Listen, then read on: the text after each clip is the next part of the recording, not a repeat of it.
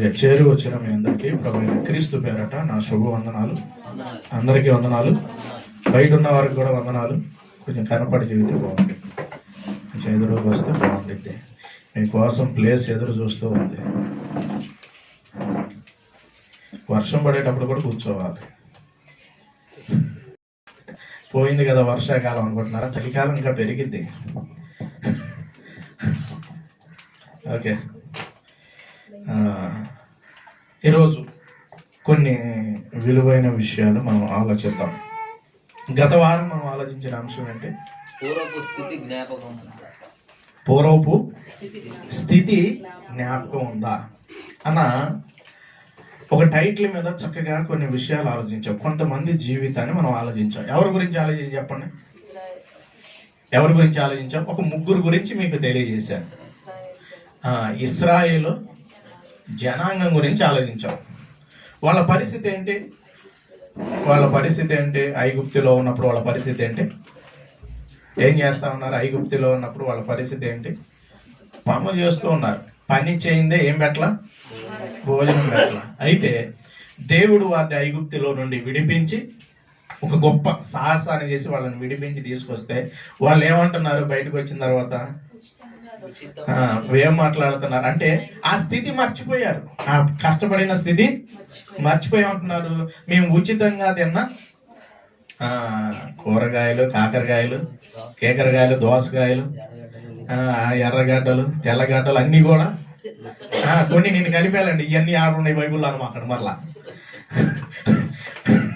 ఇవన్నీ ఆడున్నాయి, ఎర్రగడ్డలు ఆడున్నాయి, ఇవన్నీ నువ్వు చెప్పుకుంటూ వస్తున్నావు, అక్కడ ఉన్నాయి చెప్పు అంటారు. కానీ మీకు అర్థం అవడం కోసం అలా చెబుతున్నాను.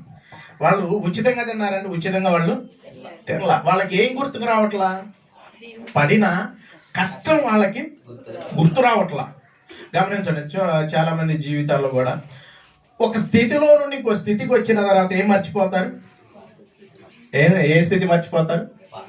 పాత స్థితిని మర్చిపోతారు. గమనించండి, ఎప్పుడు కూడా మన పాత స్థితి మన కళ్ళ ముందు కనపడుతూ ఉండాలి. ఒక స్టేజీకి వచ్చిన తర్వాత ఏమనకూడదు? స్టోర్ పోయావా అనకూడదు.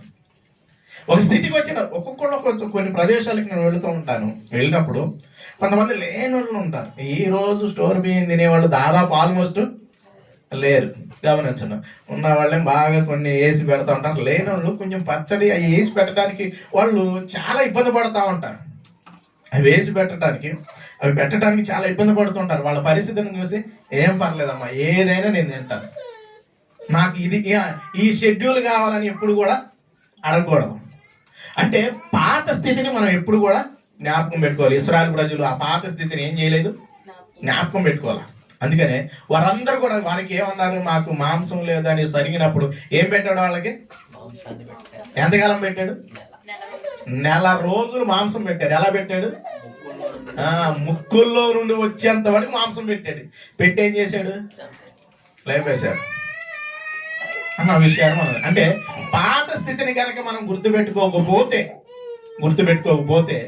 ఏమవుతామంటే తర్వాత ఇంకొక వ్యక్తిని మీకు పరిచయం చేశారు. అతనే ఉజ్జియా స్థితి ఏంటంటే ఒకప్పుడు పరిస్థితి చాలా భయంకరం. అయితే దేవుడు తనని ఏం చేశాడు? దేవుడిని ఆశ్రయించినప్పుడు ఆయన జీవితాన్ని ఏం చేశాడు? అతని కీర్తి దూరంగా వ్యాపించిందంట. ఆశ్చర్యకరంగా అతనికి సహాయం కలిగింది. అయితే అతను ఏం చేశాడంటే మనసులో ఏమొచ్చేసింది? అంటే ఒక స్థితిలోకి వెళ్ళిపోయినాక కళ్ళు ఎక్కడికి వస్తాయి అంటే ఎదురుగా ఉండాల్సినవి ఎక్కడికి వస్తాయి? నెత్తికి వచ్చినాయి. ఏంట్రా నీ కళ్ళు ఏంట్రా నెత్తికెక్కినాయి అంటా ఉంటారు చూడు. ఉజ్జియా పరిస్థితి కూడా అదే విధంగా మారిపోయింది. దేవుడు ఆశ్చర్యకరంగా సహాయం చేసినప్పుడు అతని కీర్తి దూరంగా వ్యాపించింది. తర్వాత మనసు నిర్మించి ఏం చేశాడు? ఈ యాజకులు చేయవలసిన పని ఎవరు చేశారు? ఉజ్జియా చేశాడు. ఉజ్జియా చేయటం ద్వారా ఏమొచ్చింది? పుష్టి వచ్చింది. మొఖాన చెబుతూ ఉన్నారు, యాజకులు చెబుతున్నారు, అయ్యా ఇది నువ్వు పని కాదయ్యా, నువ్వు కాదయ్యా చేయాల్సింది అని చెబుతుంటే నాకు ఎదురు చెబుతారా? రౌద్రుడై అన్న ఒక పదాన్ని మనం చూసాం. అంటే కోపం వచ్చేసింది. చూడండి, కొంతమందికి అరే మీ పద్ధతులు బాగా మార్చుకోండి అంటే అప్పుడు ఏం చెబుతారు వాళ్ళు? కొంతమంది కుర్రోళ్ళు కానీ ఎవరైనా నీ పద్ధతులు మార్చుకోండి, నువ్వు చెబితే నేనేదేంటి ఇలాగంటారా? కొంతమంది అంటారు, కొంతమంది అయితే మాట వింటారు. అయితే ఇప్పుడు ఇతను రౌద్రుడయ్యాడు. ఆయన పరిస్థితి గురించి తెలుసు. ఆయన స్థితి ఏంటి? అసలుకి ఏమి లేని స్థితిలో నుండి గొప్ప స్థితిలోనికి దేవుడు తీసుకొచ్చినప్పుడు ఎలాగుండాలి, ఎంత దేవుడికి నమ్మకంగా ఉండాలి, అది మర్చిపోయి కోపపడ్డాడు యాజకుల మీద. తద్వారా ఆయనకి ఏమొచ్చింది? కుష్ఠ వచ్చింది. ఇది రెండో వ్యక్తి గురించి. అంటే పూర్వస్థితిని ఇతను ఏం చేశాడు? మర్చిపోయి యాజకులు చేయవలసిన పనిని చేస్తున్నాడు. ఎందుకంటే ఒక స్థితి వచ్చిన తర్వాత మనిషి మర్చిపోతా ఉంటాడు. తర్వాత ఇంకొకరు ఏమన్నా చూసాం? హిజ్కియా పరిస్థితి ఏంటి గమనించండి, చెప్పండి. హిజ్కియా పరిస్థితి ఏంటి అంటే అతనికి ఆయుష్ ఇచ్చాడు. ఏమన్నాడు? వచ్చేసి యెషయా వచ్చి ఏం చెప్పాడు? ఇదిగో నువ్వు మరణం అవుతున్నావు, నువ్వు పోతున్నావు, ఈ పరిస్థితి అయిపోతుంది అనగానే వెంటనే అప్పుడు వాడుతట్టు తిరిగాడు. ఎవరు కనపడ్డా? ప్రభా ఒక్కసారి నీ ఎదుట నేను ఎలా బ్రతికానో ఒకసారి జ్ఞాపకం చేసుకో అని ప్రార్థన చేయగల దేవుడు వెంటనే విని ఏం చేయ ఎంతకాలం ఇచ్చాడు ఆయుష్? మరి 15 సంవత్సరాల ఆయుష్ ఇచ్చినప్పుడు ఎలాగుండాలి చెప్పండి? ఎలాగుండాలి చెప్పండి? ఇతని స్థితి మర్చిపోయాడు. ఎవరి స్థితి? దేవుడు ఇచ్చిన ఆ స్థితి. చూడండి, చాలా మందికి కూడా చూడండి పరిస్థితులు చూడండి. ఏమైనా బాధ రంగాలు ఎవరి దగ్గరికి వస్తారు? రోగం రాగానే దేవుడి దగ్గరికి వస్తారు. వచ్చిన తర్వాత దేవుడు దయదలిచి వారికి ఆరోగ్యం ఇచ్చిన తర్వాత ఎలా ఉండాలి? ఉండాలి లేదా? జ్ఞాపకం దేవుడికి కృతజ్ఞతగా ఉండాలా లేదా? ఉండట్లా. ఉండకుండా ఉండేపాటికి అతన్ని ఏం చేశాడు? దేవుడు మర్చిపోయాడు, విడిచిపెట్టాడు. అంటే పాత స్థితిని కనుక మర్చిపోయాము అంటే దేవుడు ఏం చేస్తాడు అంటే విడిచిపెట్టాడు. దానిని బట్టి ఏం చేయాలో ఒక వ్యక్తి కూడా పూర్వపు స్థితి గురించి మనం చదువుకొని ముగించుకున్నాం. ఎవరి గురించి చదువుకొని? పౌలు గారిని చదువుకొని ముగించుకున్నాం. ఒకసారి చూద్దాం, మరలా అక్కడికే వెళ్ళి మనం రెండో సెక్షన్ ని మనం ప్రారంభించుకున్నాం. మన టైటిల్ ఏంటి? పూర్వపు స్థితి జ్ఞాపకం ఉందా? చూడండి ఒకసారి తిమోతి గారికి రాసిన మొదటి పత్రిక 1వ అధ్యాయము. ఒకసారి చూద్దాం. తిమోతి గారికి రాసిన మొదటి పత్రిక 1వ అధ్యాయము 12వ వచనాన్ని చూద్దాం పిల్లలు. 12వ హానికరుడనైన నన్ను తన పరిచర్యకి నియమించి నమ్మకమైన వానిగా ఎంచినందుకు నన్ను బలపరిచిన కృతజ్ఞుడనై ఉన్నాను. తెలియక అవిశ్వాసం వలన చాలండి. ఇంక ఇక్కడ ఆగుదాం. ఇక్కడ ఆగి ఇంకా ఆలోచిద్దాం. చూడండి ఏం మాట్లాడుతున్నాడు? పూర్వం దూషకుడును హింసకుడును హానిక. అంటే పూర్వ స్థితి గురించి తెలియజేస్తున్నాడు. ఏమని తెలియజేస్తున్నారంటే ఆయన జ్ఞాపకం పెట్టుకుంటున్నాడు. నేను ఎలాగున్నానంటే పూర్వం ఏ విధంగా ఉన్నానంటే ఒక దూషకుడుగా ఉన్నాను. ఇప్పుడు దూషకుడిని అందరు రండి అయ్యా మహానుభావాన్ని పిలుస్తారా? హింసకుడిని రండి మా ఇంటికి వచ్చి కాకి తాగండి అంటారా? గమనించండి, ఆయన చూడంగానే అందరికి మంచిగా ఉంటాడు. కొందరికేనా ఆయన? అందరికి మంచిగా ఉంటాడా? కొందరికే. గమనించండి, హింసించే వాడిని ఎవరైనా ఇంటికి ఆహ్వానిస్తారా? ఆహ్వానించరు. అంటే ఆయన స్థితి ఏంటంటే పూర్వం నేను ఎలాగున్నాను అంటే ఏ విధంగా ఉన్నాను అంటే పూర్వం దూషకుడుగా ఉన్నాను, హింసకుడుగా ఉన్నాను, హానికరుడుగా ఉన్నాను. హానికరుడునైన నన్ను తన పరిచర్యకు నియమించాడు. అబ్బా, ఇంక ఈ పరిచర్యకి నియమించినప్పుడు ఈ గమనించండి పిల్లరా, దేవుడు మన జీవితాల్లో కూడా ఒకప్పుడు మనం ఎలాగున్నాము అంటే ఒకప్పుడు మన స్థితి ఏంటంటే దేవుడు లేని స్థితి. ఏ స్థితి మంది? దేవుడు లేని స్థితి. మనం ఎలాగున్నాం అంటే పరజనులుగా ఉన్నాం, దేవుడు లేని వారిగా ఉన్నాం. ఆ దేవుడు లేని వారుగా ఉన్నప్పుడు దేవుడు ప్రేమించి మనకి అవకాశాన్ని ఇచ్చాడా లేదా? మనందరికి కూడా ఎవరైనా మనం మంచోళ్ళవా? ఒక్కసారి మనం కూడా మాట్లాడుతూ ఉంటాం. కొన్నిసార్లు కోపాన్ని వచ్చి ఒక్కసారి కనుక వెనక్కి వెళ్ళాను అంటే అంటావు లేదా? ఒక్కసారి కనుక నన్ను వదిలేస్తే ఒక్కసారి వెనక్కి వెళ్ళాను తేల్చుకొని వస్తా వాళ్ళ పరిస్థితి. చాలా మంది ఎందుకు ఒక్కోసారి మన నోటమ్మటి వచ్చేసిందా లేదా? ఏదో దేవుని కృపను బట్టి నేను అలాగున్నాను, కానీ ఒక్కసారి కనుక నేను వెనక్కి వెళ్ళానంటే క్వార్టర్ వేసానంటే ఇంకా మామూలు పడదా? ఆలోచించండి పిల్లరా. ఈయన గుర్తుపెట్టుకుంటున్నాడు. ఏ స్థితిని గుర్తుపెట్టుకుంటున్నాడో తెలుసా? పూర్వం నేను ఇలాగున్నాను, అలాంటి వాడినైన నన్ను తన పరిచర్యకి నియమించిన దేవునికి ఎలాగుంటున్నాడంట? కృతజ్ఞుడుగా ఉంటున్నాడంట. ఈరోజు ఎంతమంది ఈ కృతజ్ఞత కలిగి ఉంటున్నారు? ఎంతమంది ఆ పూర్వ స్థితిని జ్ఞాపకం చేసుకుంటున్నాడు? ఒకప్పుడు మన జీవితాల్లో విలువ ఉందా? గమనించండి. మనల్ని ఎవరైనా పట్టించుకున్న వాళ్ళు ఉన్నారా? మన పరిస్థితిని చూసి, మనల్ని చూసి అనేక మంది అసహించుకున్న వాళ్ళే. మన బంధువులు మన దగ్గరికి వచ్చారు, చెప్పండి, వచ్చారా? మన స్థితిని చూసి ఎవ్వరు కూడా మనల్ని పట్టించుకోరు. ఒక స్థితిలోకి ఎలాగొచ్చావు ఈ స్థితిలో కంటే, గమనించండి పిల్లరా, దేవుడు దయతలిచి మనకు అవకాశాన్ని ఇచ్చాడు. ఆరోగ్యాన్ని ఇచ్చాడా లేదా? ఆరోగ్యాన్ని ఇచ్చాడా లేదా? మన స్థితిగతుల్లో మనకున్న ప్రతి పరిస్థితుల్లో దేవుడు సహాయం చేస్తూ ఉన్నాడా లేదా? అన్ని పరిస్థితుల్లో. గమనించండి పిల్లరా, ఎప్పుడు కూడా పాత స్థితిని మర్చిపోకూడదు. ఇతను గుర్తుపెట్టుకొని, అయ్యా ఆ స్థితిలో నుండి, ఆ భయంకరమైన పరిస్థితుల్లో నుండి నన్ను విడిపించావు, నీకు కృతజ్ఞుడిగా ఉంటానంటున్నాడు. అంటే ఆ పూర్వ స్థితి జ్ఞాపకం పెట్టుకుని, ఓరు బాబు, ఆ స్థితిలో కనుక ఉన్నట్టయితే నేను ఎలాగ ఉండేవాడిని అంటే చాలా భయంకరంగా ఉండేవాడిని. గమనించండి. అంటే ఈ స్థితిలోకి వచ్చిన తర్వాత మనిషి ఏం మర్చిపోకూడదు? దేవుణ్ణి మర్చిపోకూడదు. ఒక స్థితిలోకి వచ్చిన తర్వాత దేవుణ్ణి విడిచిపెట్టకూడదు. చాలా మంది చూడండి, ఒక స్థితిలోకి వచ్చిన తర్వాత ఏం చేస్తూ ఉంటారు? దేవుణ్ణి విడిచిపెట్టేస్తూ ఉంటారు, దేవుణ్ణి వదిలేస్తూ ఉంటారు. ఆ విడిచిపెట్టిన పరిస్థితుల్లో చాలా మంది జీవితాలు మనం చూసాం. చాలా మంది జీవితాల్లో మనం చూసాం. గమనించండి. అయితే పౌలు గారు అయితే గుర్తు పెట్టుకుంటూ ఉన్నాడు. పౌలు గారు ఏం చేస్తున్నాడు?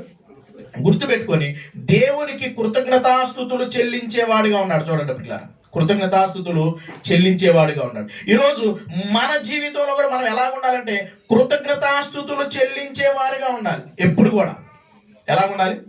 కృతజ్ఞతాస్తుతులు చెల్లించేవారిగా ఉండాలి. మర్చిపోకూడదు. దేవుడు మనకిచ్చిన స్థితిని మర్చిపోకూడదు. కొన్నిసార్లు స్థితులు మారతాయి. పౌలు గారి కొన్ని స్థితుల గురించి కనుక మనం చూడగలిగితే, ఒకసారి చూడండి, ఫిలిప్పీలకు రాసిన పత్రికలో కొన్ని మాటలు రాస్తుంటాడు. ఫిలిప్పీలకు రాసిన పత్రికలో 4వ అధ్యాయం, ఫిలిప్పీలకు రాసిన పత్రిక 4వ అధ్యాయం కొన్ని పరిస్థితుల గురించి రాస్తూ ఉంటాడు. చూడండి, 4వ అధ్యాయం 12వ వచనాన్ని చూద్దాం పిల్ల. 12వ వచనం, ఇది వరకే సంపూర్ణ సిద్ధి పొందిన నేను అనుకోవట్లేదు కానీ నేను దేని నిమిత్తము క్రీస్తు యేసు చేత పట్టబడి తినో దాన్ని పట్టుకున్న వాళ్ళని పరిగెత్తుచున్నాను. ఫిలిప్పీలకు రాసిన పత్రిక 4వ అధ్యాయము 11 లేకపోతే 10వ వచనం నుండి చూద్దాం. 10వ వచనం నుండి చాలా విషయాలు మాట్లాడతాడు. మీరెన్నాళ్ళు మరలా యోచన చేయసాగిద్దిరని, నన్ను గూర్చి మీరెన్నాళ్ళు మరలా యోచన చేయసాగిద్దిరని ప్రభువునందు మిక్కిలి సంతోషించింది. ఆ విషయములలో మీరు యోచన చేసి ఉంటిరి గాని తగిన సమయం దొరకకపోయాను. నాకు కొదువ కలిగినందున. గమనించండి, ఇప్పుడు ఒక మాట మాట్లాడుతున్నాడు. నాకు కొదువ కలిగినందున నేను ఇలాగ చెప్పట్లేదు. గమనించండి, సంఘంతో మాట్లాడుతున్నాడు. ఏమని చెబుతున్నాడు అంటే, నాకు కొదువ కలిగినందున నేను ఇలాగా చెప్పట్లేదు. నేను ఏ స్థితిలోనున్నాను ఆ స్థితిలో. గమనించండి, ఈ పదాన్ని అండర్లైన్ చేయండి. ఈ పదాన్ని కొంచెం నొక్కి పెట్టి ఆలోచించడం మొదలు పెట్టండి.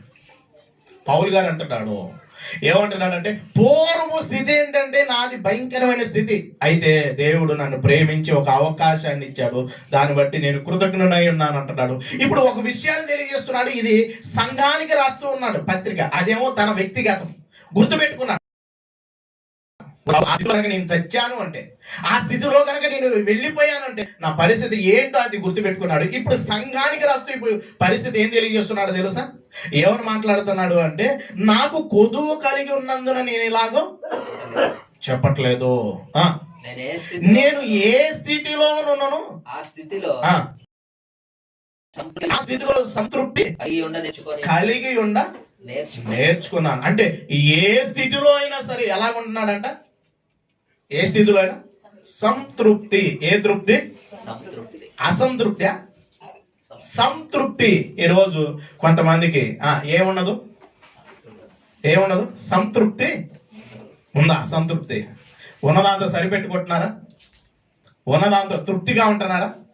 పౌలు గారు అంటున్నాడు, జ్ఞాపకం చేసుకుంటున్నాడు. నేను పూర్వ స్థితి ఏంటంటే నేను ఇది అయితే ఇప్పుడు నేనేం చేస్తున్నానంటే ఎప్పుడైతే దేవుళ్ళలోకి వచ్చాడో ఆయన ఏమి నేర్చుకుంటున్నాడు అంటే ఏ స్థితిలో అయినా సంతృప్తి కలిగి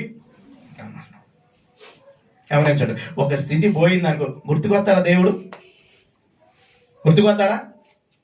మన జీవితంలో కొన్ని పోయినాయి అనుకోండి, ఇంకా దేవుడు గురించి చేస్తాం. చాలా మంది అంటూ ఉంటారు, ఏమంటారంటే దేవుడు నువ్వు అంతగా ప్రేమించావు కదా, అంతగా దేవుడితో ఉంటాడు కదా, ఏందయ్యా నీ పరిస్థితి?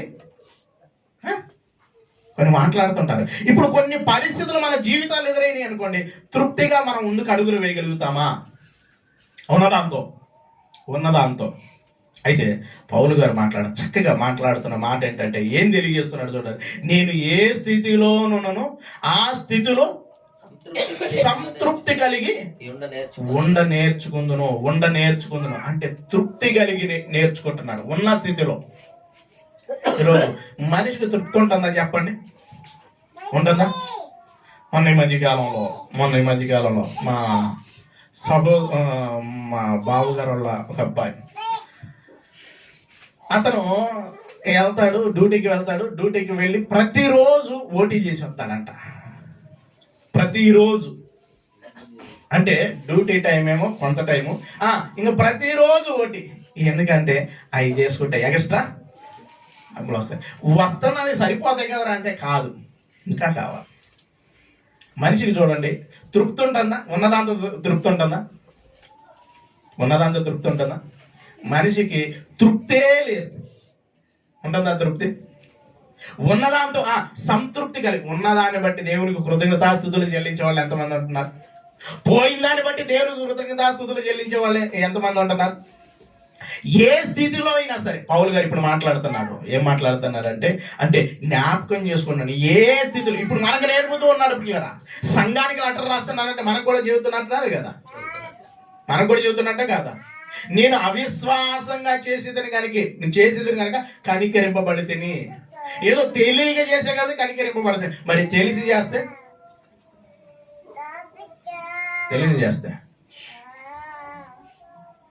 ఏమంటున్నాడు ఆయన? నేను తెలియక చేశా కాబట్టి కనికరింపబడితేని. గమనించి తెలిసి చేస్తే పురుగుడాడా?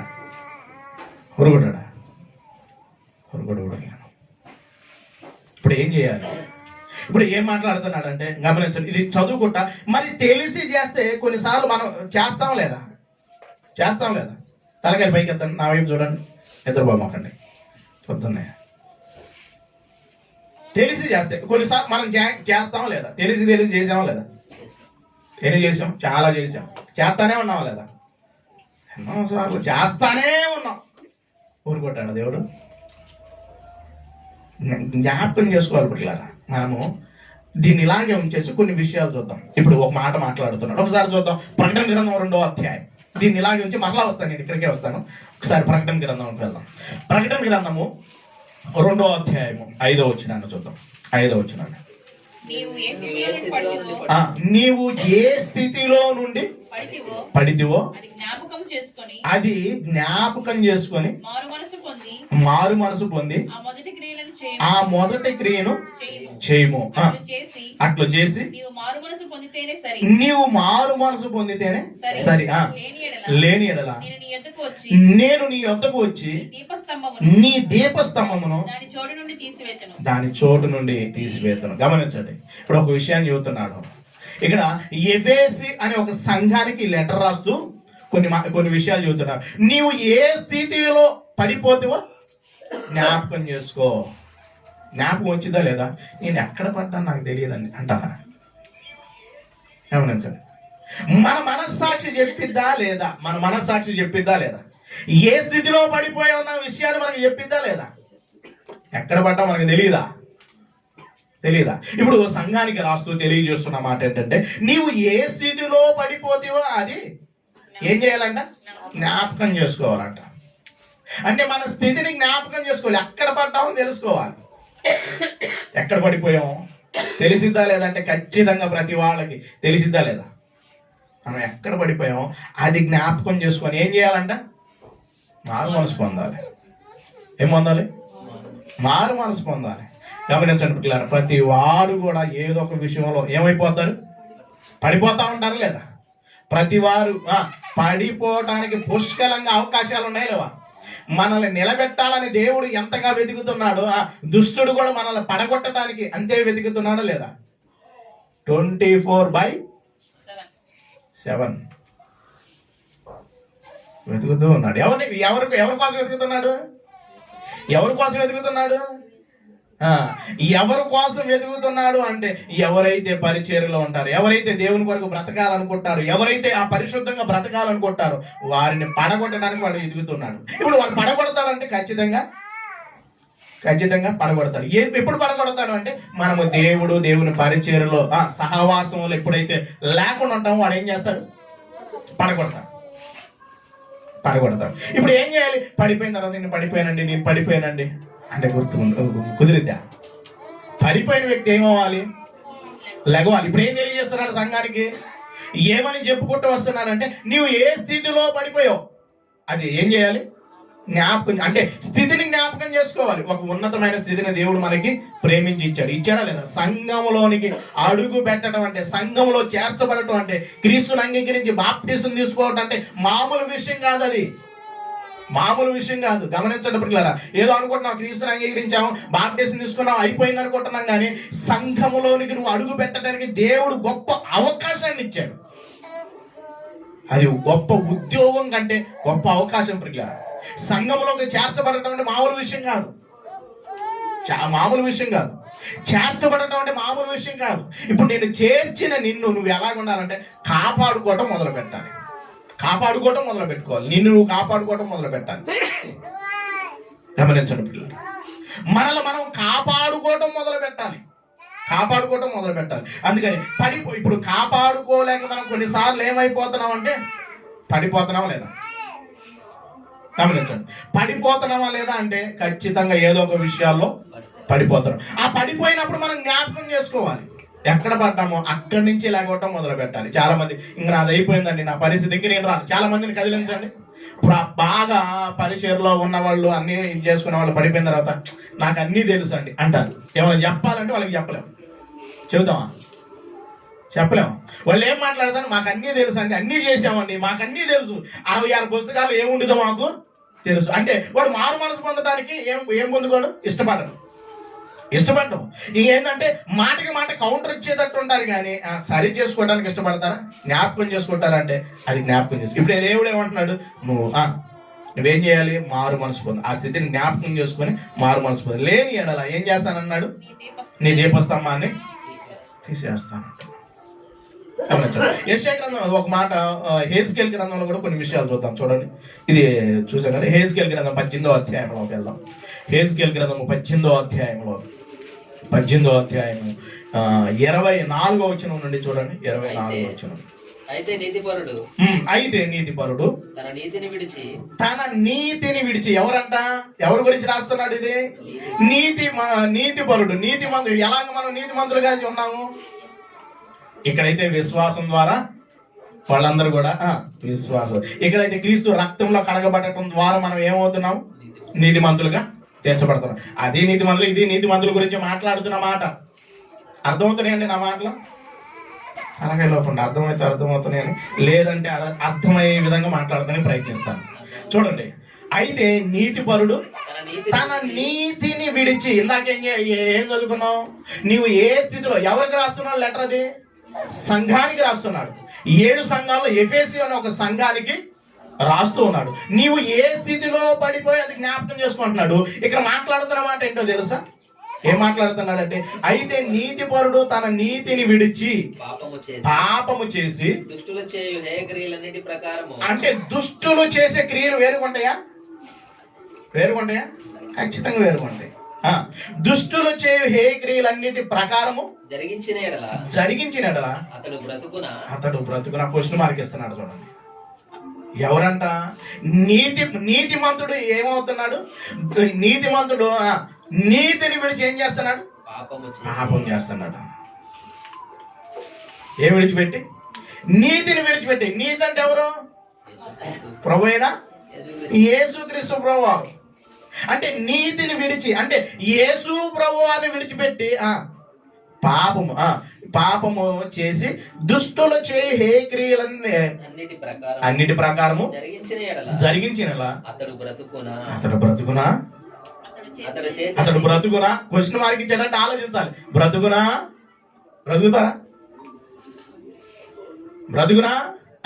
ఇప్పుడు అంటున్నారు చూడండి, అతడు చేసిన నీతి కార్యములు అమ్మ బాబు ఏ మాత్రము జ్ఞాపకంలోకి రావు. అతడు విశ్వాస ఘాతకుడై చేసిన పాపమును బట్టి మరణమునందును. ఎలాంటి వాడు? ఏ విధంగా మారిపోతాడంట? ఏ విధంగా మారిపోతాడంట? అతడు విశ్వాస ఘాతకుడు. ఎంత నమ్మానురా నిన్ను, ఎంత నమ్మాను. విశ్వాసఘాతకుడుగా మారిపోతాడు. ఇది ఎవరి గురించి రాస్తున్నారు? ఇశ్రాయేలు ప్రజల గురించి రాస్తున్నాడు. అంటే దేవుడు నీతిమంతులుగా చేస్తే, విశ్వాసం ద్వారా నీతిమంతులుగా చేస్తే వాళ్ళు ఎలాగ అయిపోతున్నారంటే నీతిని విడిచి. ఇది ఇశ్రాయేలు గురించి మాట్లాడుతున్నప్పటికీ దీని వెనకమాల ఆంతర్యం ఏం కనబడుతుందో తెలుసా? ఈరోజు యేసుక్రీస్తు ప్రభువాన్ని విడిచి, ఎవరిని విడిచి? యేసుక్రీస్తు ప్రభువాన్ని విడిచి. అంటే పూర్వ స్థితిని మనం జ్ఞాపకం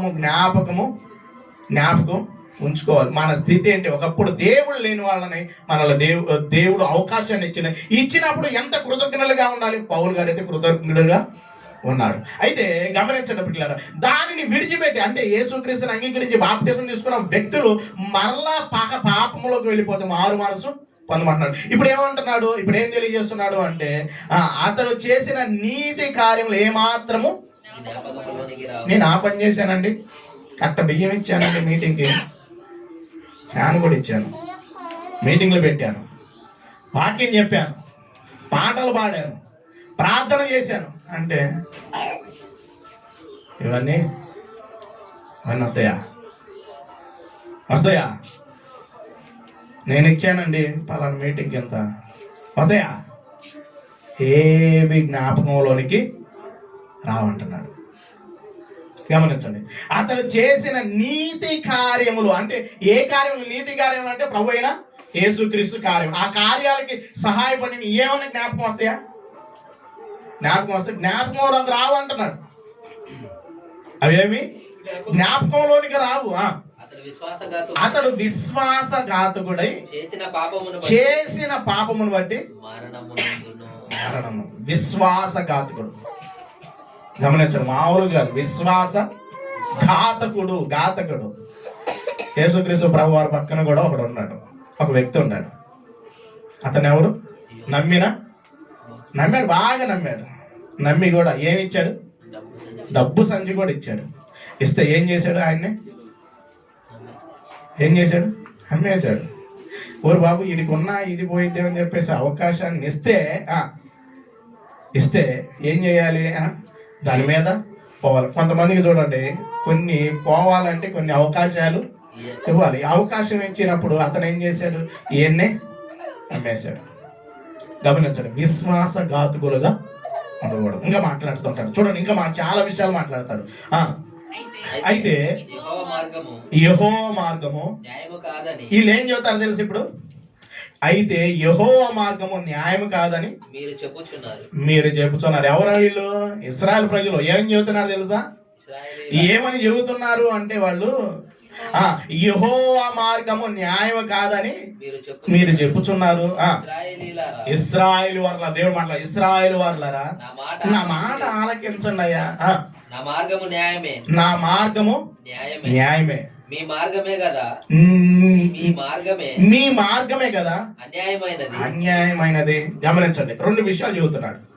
వాళ్ళు ఏమంటున్నారు? ఈ మార్గం కరెక్ట్ కాదు, అని కరెక్ట్ కాదు, యెహోవా మార్గం కరెక్ట్ కాదని వాళ్ళు చెబుతూ ఉంటారట. చాలా మంది చెప్పేది మాట ఏంటంటే దేవుడే. ఒక ఆమె మాట్లాడింది, ఏం మాట్లాడింది?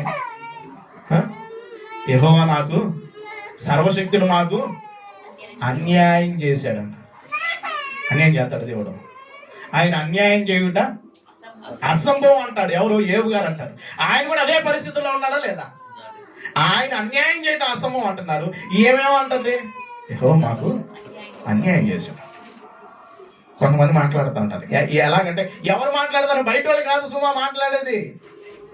ఎవరు బయట వాళ్ళు కాదు మాట్లాడదు, వాళ్ళ స్వజనులు, ఇశ్రాయేలు ప్రజలే మాట్లాడుతుంది. ఈరోజు క్రైస్తవులు కూడా ఇలాగ మాట్లాడే వాళ్ళు ఉన్నారా? అయిపోయిన తర్వాత, పరిస్థితి అంతా మారిపోయిన తర్వాత దేవుడి దగ్గరికి రమ్మంటే నాకు కుదరట్లేదండి, నాకు అవకాశం లేదండి. పరిస్థితిని జ్ఞాపకం చేసుకోరు. గమనించండి పిల్లరా, ఆ పూర్వపు పరిస్థితిని జ్ఞాపకం చేసుకోరు. ఒకప్పుడు ఏ పరిస్థితి లేదే, నీకు విలువ లేదే, ఆ విలువ లేని నీ జీవితంలో విలువ ఇచ్చేసి నీకు ఒక స్థాయిలో నిలబెట్టి మంచి ఆరోగ్యాన్ని ఇచ్చి అవకాశాన్ని ఇచ్చి నిన్ను నిలబెట్టినప్పుడు నువ్వు ఎంతగా కృతజ్ఞులుగా ఉండాలి. అయిపోయిన తర్వాత, ఆ పరిస్థితి మారిపోయిన తర్వాత వీళ్ళు మాట్లాడుతున్న మాట ఏంటో తెలుసా? ఏం మాట్లాడుతున్నారంటే అయితే యెహోవా మార్గము న్యాయము కాదని మీరు చెబుతున్నారు. న్యాయము కాదు, ఆయన మార్గం న్యాయం కాదా అని నడిచారు. ఒకప్పుడు చెప్పిన వాళ్ళే, ఒకప్పుడు ఆయన పొగిడిన వాళ్ళే, ఆయన నడిపిస్తే నడిచిన వాళ్ళే. ఇప్పుడు ఏం చెబుతున్నారంటే యెహోవా మార్గము న్యాయం కాదు, ఆయన దగ్గరికి పోతే మాకేమి రావట్లేదు, అందుకనే దేవుడిని విడిచిపెట్టేసి మేము బ్రతుకుతున్నాం. అప్పుడు దేవుడు కలుగు చేసుకుని మాట్లాడుతున్న మాట వినండి, చూడండి పిల్లరా. ఇశ్రాయేలు వారలారా, నా మాట ఆలకించుడి, నా మార్గము న్యాయమైనదే, మీ మార్గమే కదా అన్యాయమే. మీ మార్గం, అరే మీ మార్గం కరెక్ట్ కాదండి. ఎవరు చెప్పారు నా మార్గం కరెక్ట్ కాదని? ఎవరు చెప్పారు? నాది కరెక్ట్, నేను పట్టుకున్న దానికి ఎన్ని కాళ్ళు అంటారు అంతే, నాది కరెక్ట్. గమనించండి, తిరుగుబాటు తనం వస్తుంది. గమనించండి పిల్లలు, అంటే స్థితి మారిపోతుంది. అంటే పూర్వ స్థితి జ్ఞాపకం చేసుకోవాలి. ఒకప్పుడు ఎలా బ్రతికాం, ఏ విధంగా ఉన్నాం, ఎలాంటి స్థితిలో మనం ఉన్నాం, ఆ స్థితి గురించి ఆలోచించట్లా. దేవుని మీద తిరుగుబాటు చేసేవారుగా ఉన్నారు. ఇంకా చెప్పండి, నీతిపరుడు తన నీతిని విడిచి పాపము చేసిన ఎడల అతడు దానిని బట్టి మరణమునందును, తన పాపము చేయటను బట్టి కదా అతడు మరణమునందును. అంటే నువ్వు చేసిన కార్యక్రమం, గమనించండి పిల్లరా, మనం చేసింది ఖచ్చితంగా మన మీదకి వచ్చిద్దా లేదా? ఖచ్చితంగా మనం చేసింది మనం అనుభవించాలి అంతే. అనుకుంటాం అయిపోయిన తర్వాత అనుకుంటాం, కాదు సుమా, కాదు, ఇక్కడ కూడా ఖచ్చితంగా అనుభవించాలి. ఇక్కడ కూడా మనం అనుభవించాలి. మనం చేసింది ఇక్కడ కూడా అనుభవించే కొన్ని అవకాశాలు ఉన్నాయి. మనం ఏదైతే విత్తుతామో అదే పంట కోస్తాం. మనం వరి ఇత్తామనుకోండి, గోధుమలు వస్తాయా? రావు. గోధుమలు విత్తితే వరి వచ్చిందా? రాదు. ఏదైతే విత్తుతాం, మామిడి గింజ విత్తామంటే ఏ కాయలు వస్తాయి? మామిడికాయలు వస్తాయి. కాదండి, నాకు నారింజకాయలు ఇవి కావాలంటే వస్తాయా? యాపిల్ కాయలు రావాలంటే వస్తాయా? మనం ఏదైతే విత్తుతామో అదే వస్తాము. గమనించండి, ఇప్పుడు వీళ్ళ పరిస్థితుల గురించి కనుక మాట్లాడగలిగితే మనం ఏదైతే చేస్తామో దానే కోస్తాం. గురించి మాట్లాడుతున్న మాట చూడండి, నీతిపరుడు తన నీతిని విడిచి పాపము చేసిన అతడు దానిని బట్టే మరణం. అంటే మనం చేసిన దాన్ని బట్టి ఏమొచ్చింది? మరణం వచ్చింది. మరణం తాను పాపము చేయటను బట్టే కదా అతడు మరణమునందును. పాపం చేసిన దాన్ని బట్టే కదా మరణం ఉంది. మరియు దుష్టుడు తాను చేయుచు వచ్చిన దుష్టత్వము నుండి, తాను చేయుచు వచ్చిన దుష్టత్వము నుండి మరలి నీతి న్యాయములు జరిగి. దేని నుండి మరలాలంట? దేని నుండి మరలాలి? దుష్టత్వము నుండి మరలాలి. గమనించండి, ఎవడూ లేరు, ప్రతి ఒక్కడు కూడా. ఇప్పుడు ఏం చెబుతున్నాడు? ప్రకటన గ్రంథంలో ఏమంటున్నాడు? ఈ మాటను అంటర్లైన్ చేయండి. ఇదంతా ఎందుకు చదివించుకుంటూ వచ్చారంటే ఈ పాయింట్ దగ్గరికి వచ్చాను అనమాట. ఇప్పుడు ఏం చెబుతున్నాడు? నువ్వు ఏ స్థితిలో పడిపోతావో ఏం చేసుకోమంటున్నాడు? జ్ఞాపకం చేసుకో అంటున్నాడు. ఆ స్థితిలో నుండి బయటికి రమ్మంటున్నాడు. ఇప్పుడు మంచి చెబితే రారా బాబు ఆ స్థితిలో నుండి, రామ్మ పరిస్థితుల్లో నుండి అంటే నేను రాను పో అన్నారు అనుకోండి, నేను ఆ మార్గం రాను పో అంటే కుదురుదా? రాను అంటే నీ పరిస్థితిని బట్టి నువ్వు చేసిన దాన్ని బట్టి నువ్వే అనుభవించాలి. అయితే ఇక్కడ మాట్లాడుతున్న మాటను చూడండి, అది ఏం చేయమంటున్నాడు అంటే ఒక్కసారి మరలా చదువుదాం మాట. మరియు దుష్టుడు తాను చేయుచూ వచ్చిన దుష్టత్వము నుండి అంట ఏం చేయాలి? మారాలి అంటే జ్ఞాపకం చేసుకుని ఒకప్పుడు నా జీవితం ఇలా ఉండేది కదా, ఒకప్పుడు నా పరిస్థితి ఇలా ఉండేది కదా అంటే మరలాలి. అంటే పడిపోయిన స్థితిలోనే మనం ఉండకూడదు, పడిపోయిన స్థితిలో ఉండకూడదు. అయిపోయిందండి నా పరిస్థితి అయిపోయింది అన్నట్టుగా ఉండకూడదు. గమనించండి పిల్లరా, దుష్టుడు మీకు ఒక విషయాన్ని చెబుతాను, జాగ్రత్తగా ఉన్నారు. దుష్టుడు యేసుక్రీస్తు ప్రభువు జయించాడా లేదా? చెప్పండి, జయించాడా లేదా? ఆయన ప్రార్థన చేసుకుంటూ ఉన్నాడు. ప్రార్థన చేసుకుంటూ ఉన్నప్పుడు ఆయన దగ్గరికి ఎవరు వచ్చారు? అపవాది వచ్చాడు. అపవాది వచ్చేసి ఆయన 40 రోజులు ఎలాగున్నాడు? ఉపవాసం ఉన్నాడు. 40 రోజుల్లో ఉపవాసం ఉన్నప్పుడు ఆయన దగ్గరికి వచ్చేసి ఏమన్నాడు? ఏమని చెప్పాడు? రాళ్ళను రొట్టెలు చేసుకొని చెప్పాడు. రాళ్ళను రొట్టెలు చేసుకుని మనుషుడు నోటి వల్ల మాత్రం కాదు కానీ దేవుడి నోటి ఉండు వచ్చు ప్రతి మాట వలన బ్రతుకుని జీవించనని చెప్పాడు. అక్కడ జయించాడా లేదా? జయించాడు. జయించిన తర్వాత మరలా ఏం చేశాడు? అయిపోలేదా? అయిపోలేదా? మరలా వచ్చాడు. మరలా వచ్చి ఏం చేశాడు? ఎక్కడ తీసుకెళ్ళాడు? కొండ శిఖరానికి తీసుకెళ్ళాడు. తీసుకెళ్ళి మరలా అక్కడ కూడా ఏం చెప్పాడు? నువ్వు కిందకు దూకేయి, కిందకి దూకేయి, దేవదూతలు మిమ్మల్ని పట్టుకోను కదా అంటాడు. అక్కడ కూడా జయించాడు. తర్వాత లోక రాజ్యాలన్నిటినీ చూపించాడు. చూపించి నాకు మొక్కు, నాకు సాగిలు పడితే ఇవన్నీ నీకు ఇస్తానన్నాడు. అక్కడ కూడా జయించాడు. అంటే వాడు ఉద్దేశం చూడండి, ఒక్కసారి వచ్చేసి జయించేసి ఆగిపోట్ల. వాడు ఎప్పుడు పోరాడటానికి సిద్ధంగా ఉన్నాడా లేదా?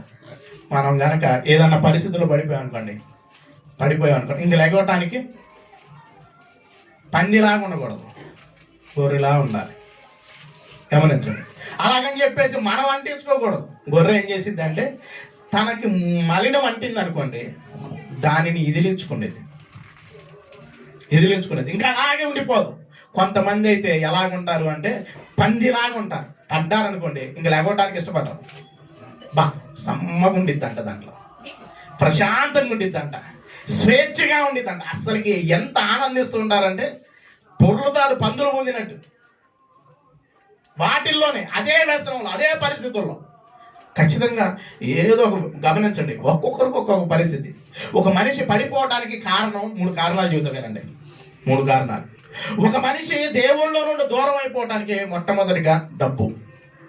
ఏంటి? డబ్బు. వాడి దగ్గర 3 ఆయుధాలు ఉన్నాయి. దుష్టుడి దగ్గర ఎన్ని ఆయుధాలు ఉన్నాయి? 3 ఆయుధాలు ఉన్నాయి. నేత్రాశ, శరీరాశ, ఈ 3 గమనించండి. ప్రతి వాడికి డబ్బుతో ఒకటి కొడతాడు. డబ్బుకు పట్టనోళ్ళు ఎవరన్నా ఉంటారా?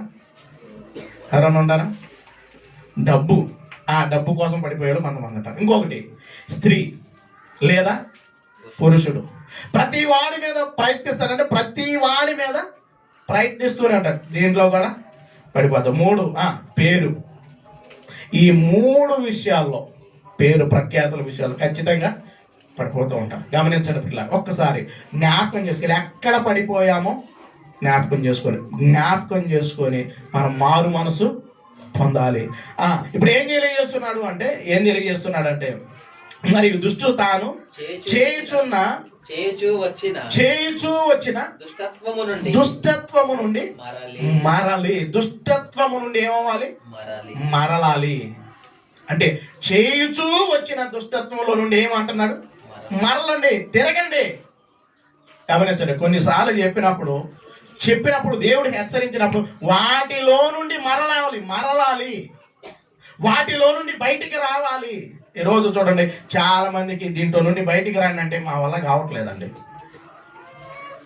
ఒక వ్యక్తికి చెప్పాను, సిగరెట్లు తాగొద్దండి, అందుకే తాగొద్దు అంటే నేను తాగుతూనే ఉంటాను, నా వల్ల కాదు.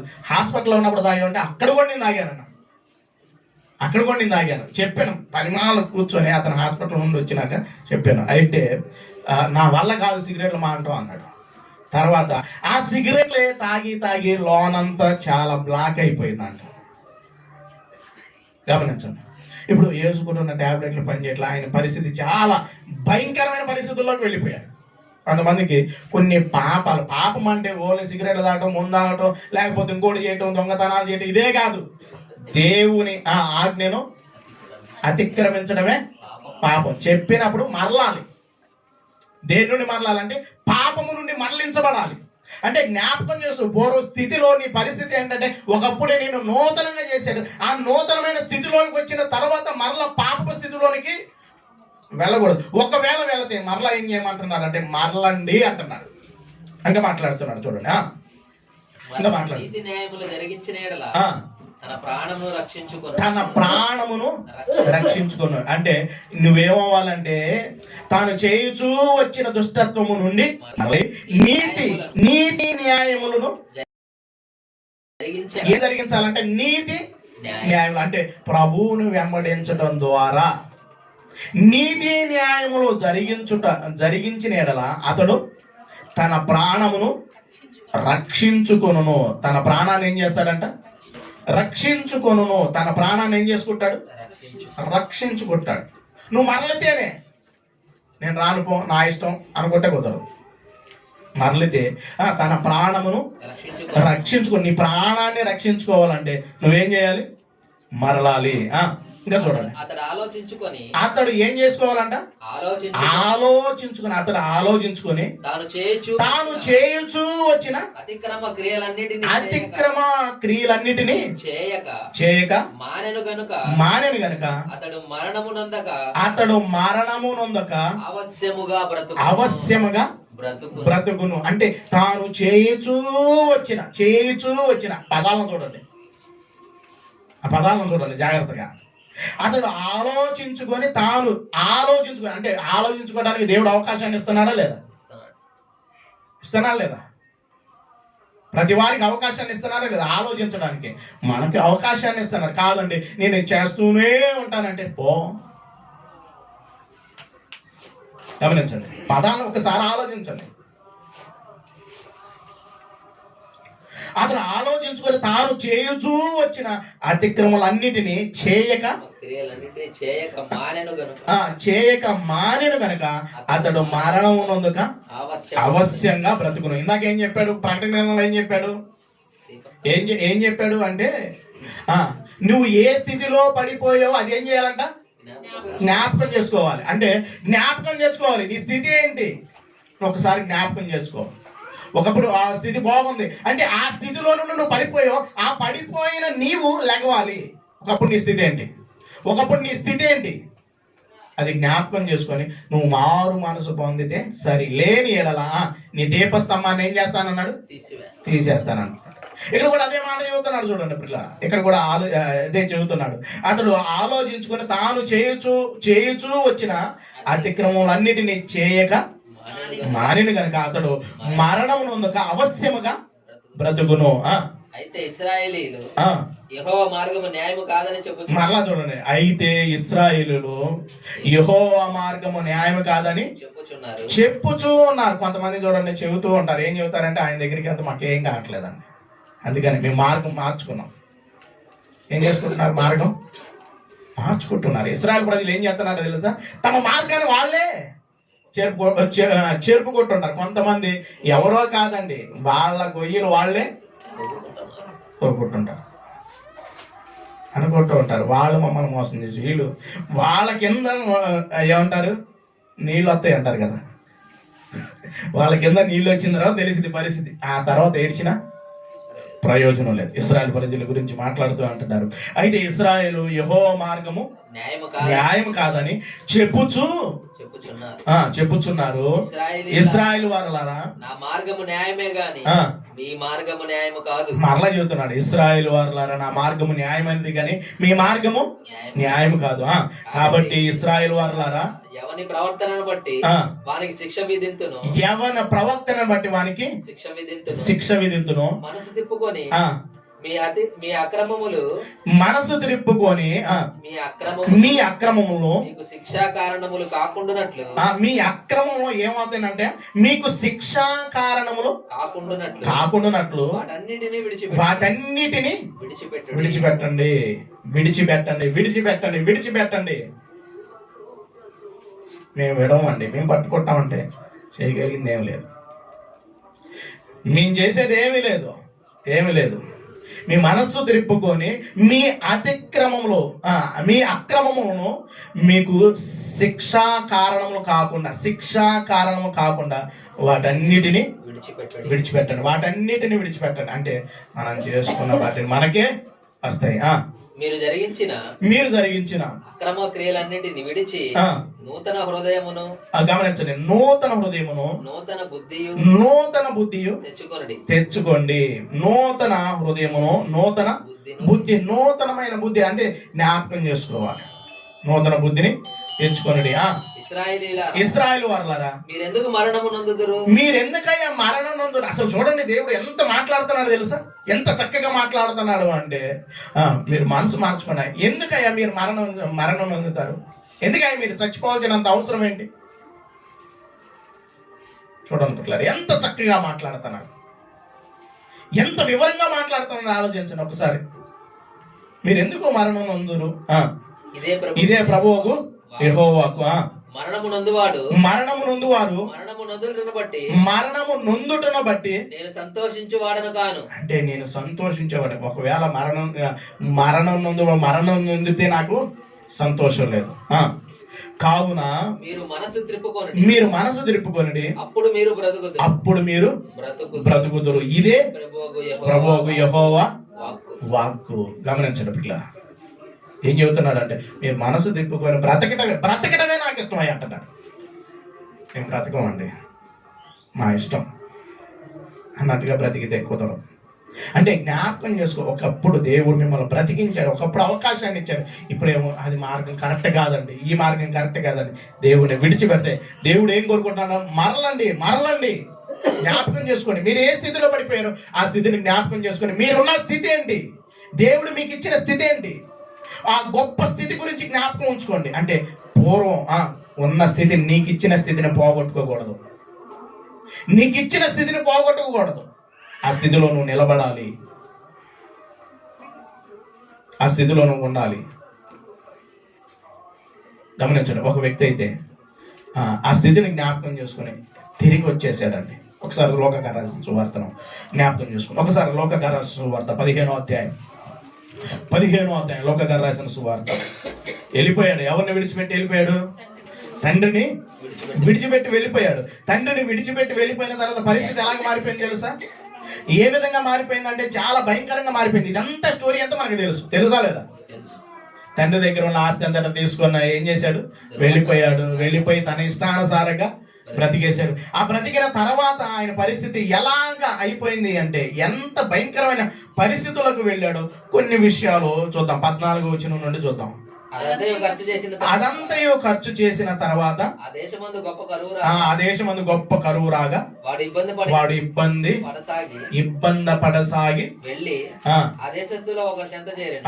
అతడు పందులను మేపుటకు తన పొలములోనికి వారిని పంపి. గమనించండి పిల్లలారా, ఒకసారి ఆలోచించడం మొదలు పెట్టండి.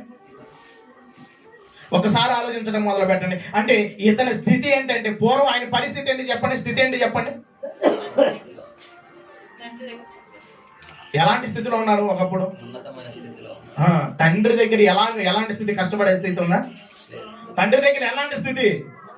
ప్రశాంతంగా తినే స్థితి, హ్యాపీగా కొంతమందికి పనులు చెప్తూ మెయింటైన్ చేసే స్థితి. అయితే ఆ స్థితిలో నుండి ఏం చేశాడు? తండ్రి దగ్గర ఆస్తిని తీసుకొని వెళ్ళిపోయాడు. పక్కన వాళ్ళ మాట అంటే మనమే పోతాం. గమనించండి, పక్కన వాళ్ళ మాట వింటే మనం పోతాం. వీడు అందరూ చూశాడు, లోకాన్ని చూడంగానే ఎలా కనపడింది? అవ్వమ్మగా కనపడినట్టు రమ్యంగా కనపడింది. లోకం అంతా సరదాగా ఉంది, ఎంజాయ్తో ఉంది, హ్యాపీగా ఉంది. వీడు కూడా ఏం చేశాడు?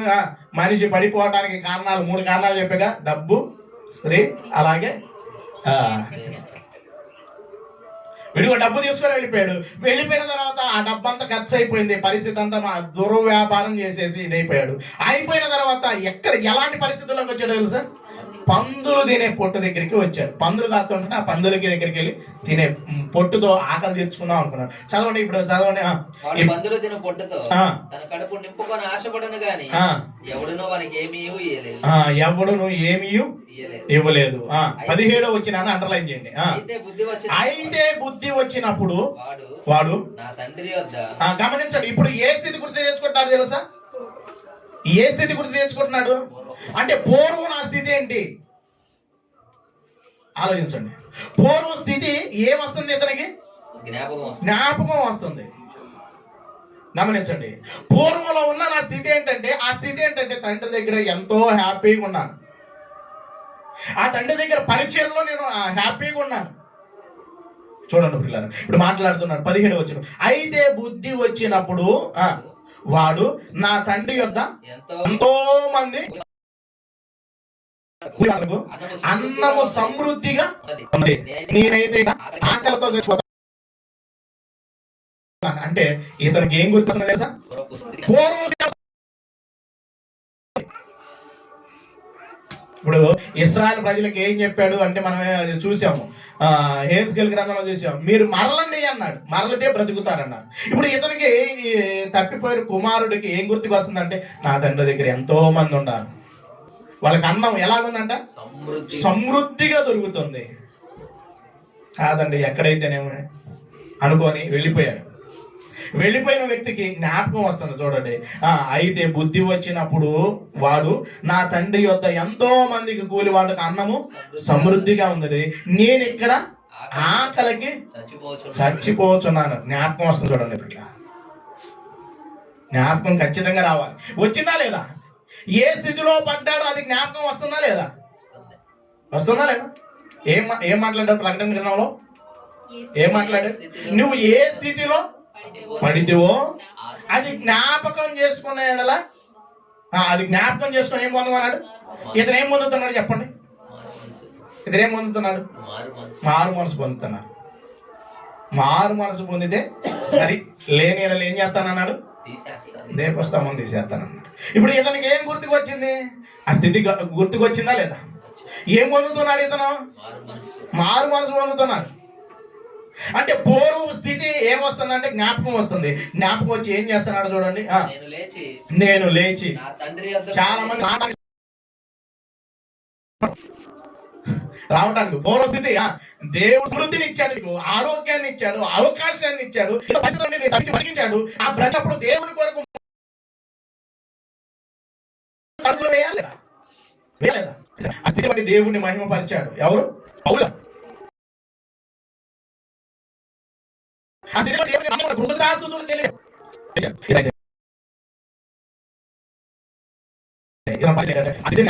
నేను ఎందుకురా బాబు అనవసరంగా బాగుంటుంది, ఎంత పశ్చాత్తాపడుతున్నాడు చూడండి. ఆలోచిస్తూ చదవండి.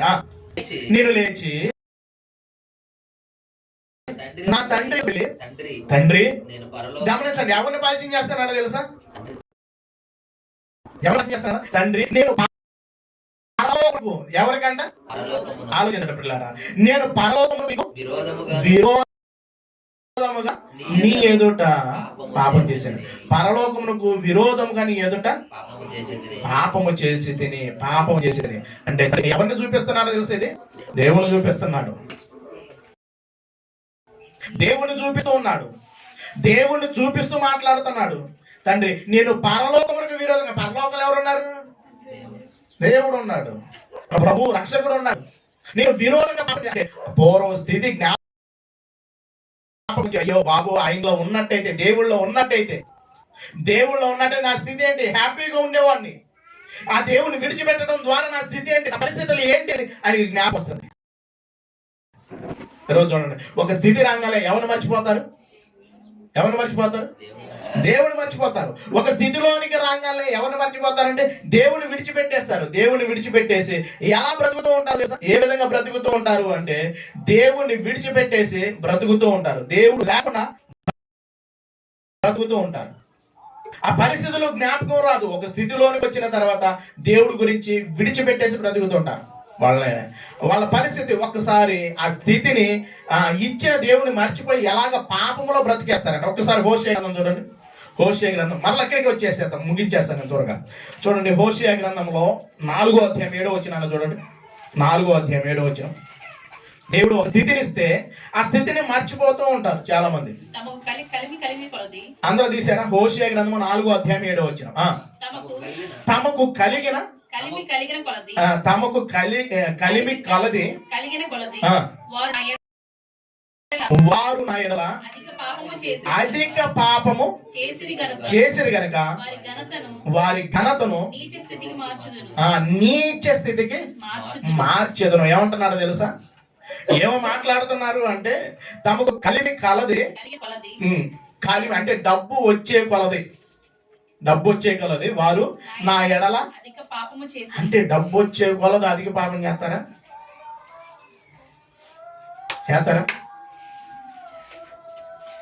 చేస్తారా అంటే డబ్బు పెరిగే కొంది మనిషికి ఎన్ని ఆలోచనలు వస్తాయి తెలుసా? కూడే కొంది ఏమమ్ముతారంట? పాతవి కూడా అమ్ముతారు. కూడే కొంది, డబ్బు కూడే కొంది ఇంకా వాళ్ళ ఆలోచనలు మారిపోతూ ఉంటాయి. వాళ్ళ గురించి మాట్లాడుతామా? వాళ్ళకి ఆస్తి వచ్చే కొలది వారు ఏం చేస్తున్నారంట? నా ఎడల అధిక పాపము చేసిరి గనుక వారి ఘనతను నీచ స్థితికి మార్చేదను. అంటే ఇచ్చే కొలది వాళ్ళ స్థితిని ఎలా చేస్తాడు అంటే నీచమైన స్థితిలో. ఇతను పరిస్థితి ఏంటంటే నీచమైన స్థితిలోనికి వెళ్ళిపోయాడు. డబ్బు వచ్చేపాటికి ఏమొచ్చినాయి ఆలోచనలు? దుర్వ్యాపారం చేశాడు. అంటే ఏ వ్యాపారం? దుర్వ్యాపారం చేశాడు. చేసిన తర్వాత ఈ పరిస్థితి మరలా వెళ్ళిపోతుంది. ఎందుకు ఈ సందర్భాన్ని తీసుకొచ్చానంటే మనం చూసాం, చాలా మంది జీవితాలను చూసాము లేదా? వాళ్ళ స్థితి ఏంటంటే ఒకప్పుడు బాగా స్థితిలో నుండి దేవుడు హెచ్చించి ఉన్నతమైన స్థితిలోకి రాగానే దేవుడి దగ్గరికి రావడానికి సమయం పట్ల. ఎక్కడికి రావడానికి? దేవుడి దగ్గరికి రావడానికి సమయం కుదరట్లేదు. ఒకప్పుడు దేవుడు ప్రేమించే అవకాశాలు ఇచ్చారు. ఏమీ లేనప్పుడు దేవుడి దగ్గరికి వస్తారు, అవునా కదా? ఏ పరిస్థితి లేనప్పుడు దేవుడి దగ్గరికి వస్తారు. ఒక స్థితిలోకి వచ్చిన తర్వాత దేవుడి దగ్గరికి, దేవుని సన్నిధికి రావడానికి మనుషులు ఇష్టపడుతున్నారా?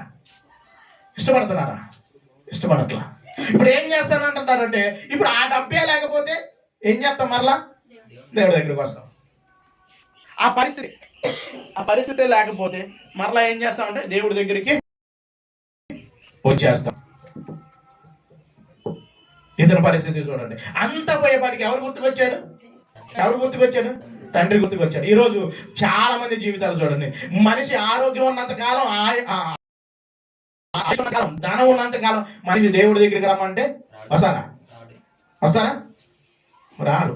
దేవుడి దగ్గరికి అంటే రారు. మరి ఎప్పుడు వస్తారు? అంత పరిస్థితి పోయిన తర్వాత, మళ్ళీ అన్ని కోల్పోయిన తర్వాత, అప్పుడు మళ్ళీ ఇలా జ్ఞాపకం వచ్చింది. ఓరి బాబు, తండ్రి దగ్గర ఉన్నట్టయితే నా పరిస్థితి, దేవుళ్ళు ఉన్నట్టయితే నా పరిస్థితి చాలా బాగుండేది. ఇప్పుడు మాట్లాడుతున్న మాట అది చూడండి. వచ్చింది, నేను లేచి నా తండ్రి యొద్దకు వెళ్ళి, తండ్రి, నేను పరలోకమునకు విరోధముగా నీ ఎదుట పాపము చేసిందని నీ కుమారుడు అనిపించకూడదు, నన్ను నీ కూలి వానిలో ఒకనిగా అతనితో గమనించండి. ఏమనుకుంటున్నాడు తెలుసా? పూలోడు మనం కూడా అనుకుంటుంటాం పరలోకంలో గొప్పగా ఉండాలని దేవుడు కోరుకుంటున్నాడు. అనుకుంటాం మనం, ఏదో ఒక మూలత్తే బాగుండలే.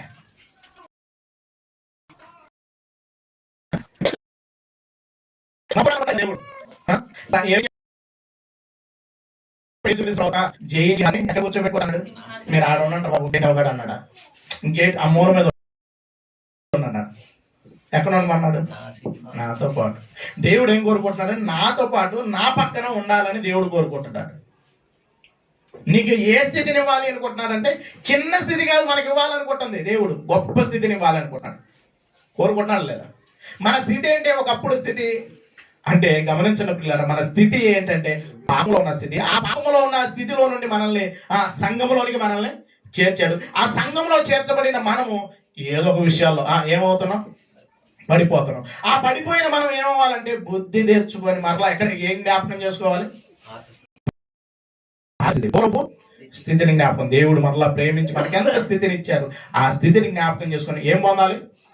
మారు మనసు పొందాలి. ఇతనికి వచ్చిన తర్వాత మరలా తిరిగి ఎక్కడికి వచ్చాడు తెలుసా? తండ్రి దగ్గరికి వచ్చాడు. ఎక్కడికి వచ్చాడు? తండ్రి దగ్గరికి వచ్చాడు. చాలా మంది తండ్రి దగ్గరికి రమ్మంటే, అంటే దేవుడి దగ్గరికి రమ్మంటే వస్తారా? రారు. అంటే పూర్వ స్థితి ఇతనికి గుర్తుకొచ్చింది. మరలా వచ్చి పశ్చాత్తాపడ్డాడు. కాబట్టి వాడు అసలు చూడండి, పరిస్థితి చూడండి. అతను దూరంగా ఉన్నప్పుడే తండ్రి తన దగ్గరికి వచ్చి వాళ్ళు ఎంత మాత్రము త్రోసివేయడు. ఏమనొచ్చండి, మనుషులైతే మనకున్న పరిస్థితిని బట్టి మనల్ని ఏం చేస్తారు, పక్కన పెడతారు. మనకున్న స్థితిని బట్టి మనం ఒక స్టేజ్లో ఉన్నానుకునే అందరికీ బంధువులే, లేదంటే మనల్ని పట్టించుకునే వాళ్ళు. చూడండి, మనిషి ఏది గుర్తు పెట్టుకుంటారంటే, ఒక స్థితికి వచ్చిన తర్వాత మనకి సహాయపడిన వాళ్ళని ఏం చేస్తారు, మర్చిపోతారు. మనకి సహాయపడి మనల్ని నడిపించిన వ్యక్తుల్ని, మనకి ప్రోత్సహించిన వ్యక్తుల్ని వారిని మర్చిపోయి ఏ స్థితిలో మనకి కొంచెం గౌరవించే వాళ్ళని ఉంటారు. మనల్ని వ్యక్తులను మనల్ని నిలబడిన వ్యక్తులకి ఎప్పటికీ మర్చిపోవడం. ఇది జ్ఞాపకించుకున్నాడు పిల్లలు. ఇతను బుద్ధి వచ్చి మరలా తిరిగి వచ్చాడు అంటే, ప్రతి వాడు ఏదో ఒక విషయాల్లో మనం ఏమవుతాం, పడిపోతాం. పడిపోయిన మనము మరలా బుద్ధి దేవుడు అవకాశాన్ని ఇస్తాడు. ఇంక ఇదంతా మీకు తెలిసిన విషయాలే. ఇంకేం చేస్తాడు, దూరంగా ఉన్నప్పుడు అతన్ని తిరిగి పరిగెత్తుకొట్ట వచ్చి అతనికి ముద్దు పెట్టి మరలా స్థితిని ఇచ్చేసేసాడు. అంటే ఏ స్థితిలో ఉన్నా మనం ఏం కలిగి ఉండాలి, తృప్తి కలిగి ఉండాలి. ఏ స్థితి ఎలాంటి పరిస్థితుల్లో వచ్చినప్పటికీ పౌలు గారు గమనించి మాట్లాడుతున్న మాటే ఇప్పుడు చదువుకొని మనము ముగించుకున్న ఆ మాటలు చదువుకొని చూడండి. ఆయన మాట్లాడుతున్న మాట ఏంటంటే, ఇతను పూర్వస్థితి గుర్తు తెచ్చుకొని ఎక్కడికి వచ్చేసాడు, తండ్రి దగ్గరికి వచ్చేసాడు. ఇప్పుడు మాట్లాడుతున్నాడు. మరలా మనం వెళ్ళి ఫిలిప్పీలకు రాసిన పత్రికలో చూద్దాం కొన్ని మాటలు. 4వ అధ్యాయము 12వ వచనం చూద్దాం. దీన స్థితిలో ఉండన ఎరుగుదును, సంపన్న స్థితిలో ఉండ ఎరుగుదును, ప్రతి విషయంలోను అన్ని కార్యముల్లోను కడుపు నిండి ఉండుటను, ఆకలి ఉండుటను, సమృద్ధి కలిగి ఉండుటకును, లేమిలో ఉండుటకును నేర్చుకుని ఉన్నాము. నన్ను బలపరచు అని అందే నేను సమస్తమును చేయగలను. గమనించండి, పౌలు గారు ఏం చెప్పేస్తున్నాడు అంటే, మనకి చెబుతున్నాడు, సంఘానికి చెబుతున్నాడు, ఏ స్థితిలో ఉన్నా సరే దేవుణ్ణి మహిమపరచమంటున్నాడు. ఏ స్థితిలో ఉన్నా అంటే స్థితిని అంటే మనం కూడా కొన్ని పరిస్థితుల్లో ఏమైపోతామంటే తప్పిపోతూ ఉంటాం. తప్పిపోతామా లేదా? ఖచ్చితంగా పోతాం. పోయిన మనం మరలా ఏం తెచ్చుకోవాలి, బుద్ధి తెచ్చుకొని పూర్వ స్థితి ఏంటి, నాకున్న పరిస్థితి ఏంటి, సంఘంలో నా క్యారెక్టర్ ఏంటి, సంఘంలో నా బాధ్యత ఏంటి, అవి జ్ఞాపకం చేసుకొని మరలా మనం ఏం చేయాలి, ముందుకు అడగాలి. కాదండి అంటే గమనించండి, అది గనక కాదు అనుకుంటే దేవుడు ఏం చేస్తాడో తెలుసా, దాన్ని కనుక పక్కన పెట్టేస్తే నీకున్న పరిస్థితిని బట్టి నీ ఉద్యోగాన్ని తీసేస్తాడంట. ఒక్కసారి చూడండి, యెషయా గ్రంథం 22వ అధ్యాయం ఆ మాటను చూద్దాం. ఒకసారి యెషయా గ్రంథం 22వ అధ్యాయం 19వ వచనాన్ని చూడండి. యెషయా గ్రంథం 19వ అధ్యాయం 22వ అధ్యాయము నీ స్థితి నుండి 19వ వచనం. అందరూ తీసారా? 22వ అధ్యాయము 19వ వచనం. నీ స్థితి నుండి యెహోవానగు నేను నిన్ను తొలగించెదను. నీ ఉద్యోగము నుండి ఆయన నిన్ను త్రోసివేయును. నీ ఉద్యోగం నుండి ఏం చేస్తాడంట, త్రోసివేస్తాడంట. నీ స్థితి నుండి యెహోవానగు నేను నిన్ను తొలగించేదను. నువ్వు గనక నీకు ఇచ్చిన స్థితిని బాగొట్టుకున్నావు అనుకో, దేవుడు నీకు ప్రేమించి ఒక అవకాశాన్ని ఇచ్చి సంఘంలో ఒక క్యారెక్టర్ ఇచ్చాడు అనుకో, ఒక బాధ్యతని ఇచ్చాడు అనుకో, ఒక ఉద్యోగాన్ని ఇచ్చాడు అనుకోండి. గమనించండి, దేవుడు ప్రేమిస్తాడు అంటే పరిచర్యలో అవకాశం ఇస్తున్నాడు. దానిని కనుక పోగొట్టుకుంటే నీ స్థితి నుండి యెహోవానగు నేను నిన్ను తొలగించేదను. ఎందుకు తొలగిస్తారు చెప్పండి? ఉద్యోగంలో నుండి ఎందుకు తొలగిస్తారు? పనిలో నుండి ఎందుకు తొలగిస్తారు? పని చేయకపోతే పనిలో నుండి తొలగిస్తారు. ఉద్యోగంలో నుండి ఎందుకు తొలగిస్తారు? వాళ్ళు చెప్పినట్టు చేయకపోతే తొలగిస్తారు. మరి పరిచర్యలో నుండి నిన్ను ఎందుకు దేవుడు తొలగిస్తాడు తెలుసా? అయిపోయానుకో తొలగిస్తాడు. ఇప్పుడు ఏం మాట్లాడుతున్నా చూడండి, ఆ మాటను చూడండి. నీ స్థితిలో నుండి యెహోవానగు నేను నిన్ను తొలగించెదను, నీ ఉద్యోగం నుండి ఆయన నిన్ను ఉద్యోగం ఇచ్చాడు. ఒక ఉద్యోగం తీసేసాడు. ఎవరు ఉద్యోగం? ఇస్కరియోతు ఉద్యోగం. ఎక్కడ రాయబడింది ఆ మాట? అపోస్తుల కార్యంలో. అతన్ని తొలగించి అతని ఉద్యోగం వేరొకటికి ఇచ్చాడట. ఆ మాటను కూడా చూడండి, పెరుగుతూ ఉంటాయండి. చెప్పుకుంటా పోతే జీవగ్రంథంలో మాటలు తరగని. చూడండి, ఈ మాటలు చూద్దాం ఒకసారి. అపోస్తుల కార్యం చూడండి. అపోస్తుల కార్యము ఆ ఒక్క మాట చూసేసి ముగించేసుకుందాం. 1వ అధ్యాయము 20వ వచనం. అతని ఇల్లు పాడైపోను గాక, అతని ఉద్యోగము వేరొకడు తీసుకోను గాక. అతని ఉద్యోగం వేరొకడు తీసుకోను గాక. అంటే నీ ఉద్యోగం ఒకడు తీసేసుకుంటాడు. గమనించండి, నీకు ఇచ్చాడు, ప్రేమించి ఒక స్థితిని ఇచ్చాడు, ఆ స్థితిని జ్ఞాపకం చేసుకో. ఆ స్థితిని బట్టి దేవుణ్ణి మహిమపరచు. ఆ స్థితిని బట్టి దేవుడిని మహిమపరచు. కాదు నేను రానండి, నాకు కుదరదండి, నేను బిజీ అన్నాను అనుకో, నీకు తీసేస్తాడు. మరలా వచ్చి నేను చేయాలి, నాకు అవకాశాలు రావట్లా, నన్ను ఎవడు వాడుకోవట్లేదు, నన్ను పిలవట్లేదు అంటే పిలవడు. ఎందుకు పిలుస్తాడు? పిలుతాడా? పని చేయమన్నాడు, పని చేయాలి. ఆ పని చేయకుండా నాకు పని పోయిన తర్వాత నాకు పని అంటే కుదిరిద్దా? కుదిరిద్దా? దేవుడు ప్రేమించి పరలోకపు పనిలో మనల్ని పాలిభాగస్తులు చేశాడు. ఆయన పనిలో ఉద్యోగం మనకి ఇచ్చాడు. ఇచ్చినప్పుడు బాధ్యతగా నువ్వు ఉన్నావు అంటే దేవుడు ఉన్నతమైన స్థితిని ఇస్తాడు. కాదు నా ఇష్టం అండి, నాకు కుదరట్లేదండి, బిజీ అండి, షెడ్యూల్ బిజీ అనుకుంటావా, తీసేస్తాడు, ఇంకొకరికి ఇస్తాడు. ఆ తర్వాత ఎంత ఏడ్చినా అవకాశాలు ఉండవు పిల్లలు, అవకాశాలు. ఇది ఆశీర్వాదపు పని, పరలోకంలో కూర్చుకునే పని. ఈ పని కొరకు మనం ఎలా ఉండాలంటే నీ స్థితిని జ్ఞాపకం చేసుకో, నీ మొదటి స్థితిని జ్ఞాపకం చేసుకో.